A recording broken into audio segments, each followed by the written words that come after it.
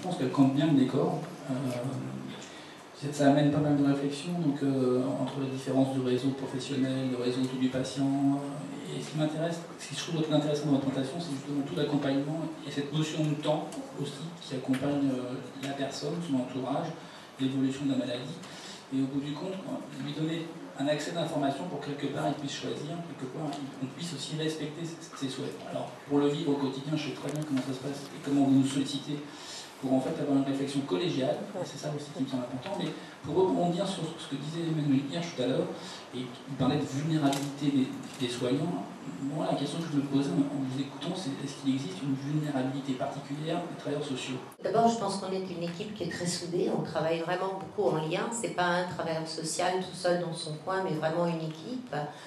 On aborde les situations ensemble très régulièrement, quand on est en difficulté, on vous appelle au secours. C'est souvent vous, d'ailleurs, Monsieur Druna, qu'on appelle.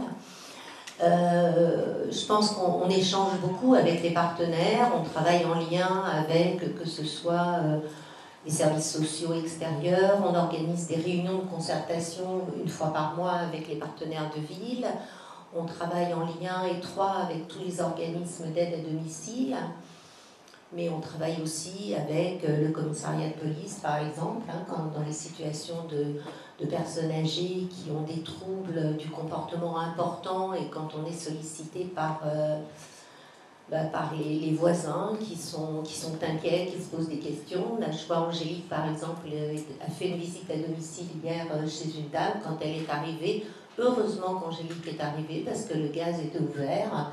La fenêtre était fermée, donc elle est arrivée juste à temps pour ouvrir la fenêtre, éteindre le gaz. C'était pas le gaz, c'était vraiment le gaz sans feu qui était ouvert. Ça sentait vraiment le gaz quand elle est arrivée. Donc c'est vrai que le fait d'être attaché à Bretonneux, pour nous, c'est quand même un point fort, parce qu'on n'est pas seul et on a toujours la possibilité d'interpeller un autre professionnel. Puis je crois que moi, je tiens à vous remercier quand même de l'attention particulière que vous portez à nos demandes, que ce soit vous, l'hôpital du jour, qu'on sollicite aussi, parce qu'on est amené à faire des visites chez des personnes qui n'ont pas de médecin traitant, plus de suivi médical. Donc on vient exposer ce qu'on a vu, ce qu'on a perçu, ce qu'on ressent, et puis on peut en discuter tous ensemble. Travailleur social a des missions particulières qui ne sont pas assez valorisées. Je dirais que c'est aussi des missions de soins au sens propre du terme, mais beaucoup plus encore enclenchées dans la réalité de la cité, enfin je veux dire. Nous on observe comme un phénomène assez dramatique la solitude et le dénuement des professionnels du secteur social, parce que les réponses, serait-ce qu'en termes de répit, sont très très limitées. Donc il faut arriver au quotidien à négocier, et j'insiste juste sur quelque chose, j'espère que Marie-Pierre Hervé est dans la salle ou pas? Je l'avais vu tout à l'heure, non? J'ai croisé. Voilà, j'espère que Marie-Pierre interviendra parce qu'elle nous apportera son expertise à travers toutes ces réflexions. Donc, ce que j'ai trouvé très intéressant et qui permettait de signaler par rapport à une rencontre d'éthique, c'est cette faculté de négociation. C'est-à-dire, on n'est pas dans une situation encore extrême, urgente, il faut négocier avec beaucoup de facteurs, avec une évolutivité des situations. Donc il faut anticiper, et ça c'est une question importante, préparer à guérir la personne à ce qui va se passer, sans non plus dramatiser, avec des pressions quelquefois contradictoires, notamment celle de la famille, pour prendre un exemple, mais vous l'avez évoqué aussi, celle des voisins. Donc il y a toute cette configuration qui est assez délicate, et qui fait que souvent ces travailleurs sociaux, un peu à main nue, se trouvent exposés, malmenés en quelque sorte, par des situations pour lesquelles ils n'ont pas véritablement la boîte à outils adaptée.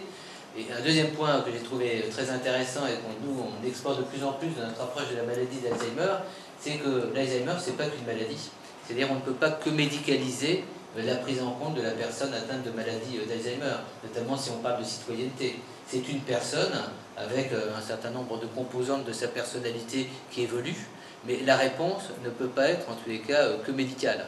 Et c'est là où véritablement je trouve que l'expertise des gens comme les travailleurs sociaux sont entre l'institution, enfin je vois Émeraude, entre vraiment, c'est la porte d'entrée à la fois de l'institution, mais surtout la porte ouverte sur la cité. Donc il y a une espèce de va-et-vient, et je trouve que votre expertise elle est fondamentale pour nous donner une autre dimension de ce qu'est la responsabilité de décision, et peut-être aussi d'invention de structures intermédiaires.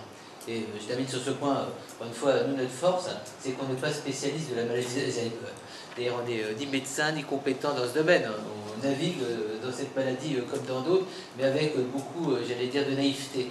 Et on découvre effectivement que probablement les plus compétents dans cette matière ne sont peut-être pas les gens qui prennent le plus la parole. Voilà. C'est-à-dire qu'il y a des compétences qui sont un petit peu sous-estimées. Et je trouve que c'est intéressant, donc pour terminer sur une intervention qui n'en était pas réellement une, c'était une véritable, comme les interludes, vous savez, à la télévision, quand il y avait le train qui passait, alors moi je fais le petit train de temps en temps avec mes wagons, mais ce que je trouve intéressant, c'est qu'on vous ait mis au début de ces interventions aujourd'hui. Parce que vous êtes pour nous vraiment au cœur des préoccupations éthiques. Je rajouterai un point qui me paraît aussi important de dire, c'est qu'en fin de compte, quand les voisins ils commencent par appeler la police repart, ensuite ils appellent les pompiers repartent, et le lendemain ils appellent le Point Paris Émeraude. Donc voilà, c'est vraiment souvent les situations dans lesquelles on se trouve confronté, qui est que on nous demande de résoudre des choses pour lesquelles on a beaucoup de difficultés. Et que j'ai envie de dire que sans les partenaires, sans les autres, donc aujourd'hui, et j'espère que la semaine prochaine, la rencontre qu'on va avoir, où on va mettre autour de la table le procureur, le commissaire de police, etc., on va peut-être trouver des pistes de réflexion, car c'est vrai que les situations les plus difficiles et les plus complexes sont les personnes qui présentent des troubles des fonctions supérieures, des troubles du comportement, et qui n'en ont pas conscience, et qui sont complètement dans le déni, en refus d'aide, refus de soins, et on nous appelle pensant qu'on a une baguette magique et qu'on va pouvoir tout répondre à tous les problèmes. Alors après, notre vulnérabilité, je ne sais pas quoi dire à ça.